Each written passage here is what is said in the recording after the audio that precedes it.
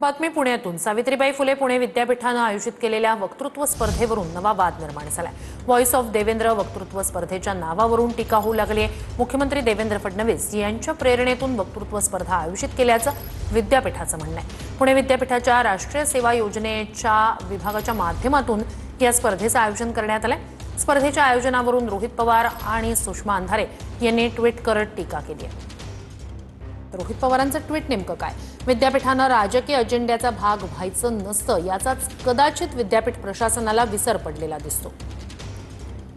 निवडणूक आयोग भाजपच्या एखाद्या डिपार्टमेंटप्रमाणे काम करत असल्याचं संपूर्ण देश बघतंय। आता शिक्षणाची मंदिरं असलेली विद्यापीठं देखील त्याच पंक्तीत बसणार असतील तर विश्वास तरी कुणावर ठेवायचा? विद्यापीठांनी राजकीय व्यक्तिपूजेपेक्षा शैक्षणिक गुणवत्ता सुधारण्यासाठी तसंच व्हॉइस ऑफ डेमोक्रेसी मजबूत करण्यासाठी प्रयत्न केले तर अधिक योग्य राहील, असा ट्विट रोहित पवार यांनी केलाय।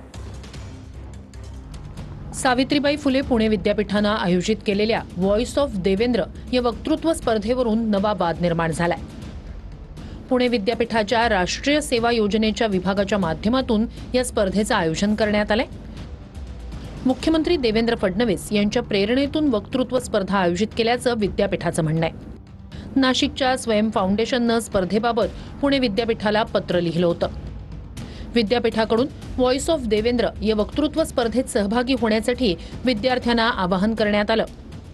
दरम्यान यावरून आता टीका होऊ लागली। विद्यापीठानं राजकीय अजेंड्याचा भाग होऊ नये, विद्यापीठांनी राजकीय व्यक्तिपूजेपेक्षा व्हॉइस ऑफ डेमोक्रेसी मजबूत करण्यासाठी प्रयत्न करावे, असं ट्विट रोहित पवारांनी केलंय।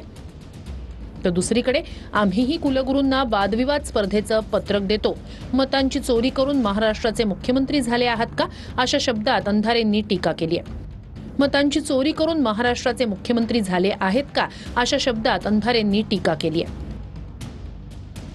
आमची एक किमान अपेक्षा होती की ज्ञानदानासारखं अत्यंत पवित्र कार्य जिथं चालतं आणि ज्याला विश्वविद्यालय म्हटलं जातं अशा विद्यापीठांमधून तरी किमान राजकारण थोडंसं बाजूला ठेवलं जावं आणि विद्यापीठांना त्यापासून अलिप्त ठेवावं।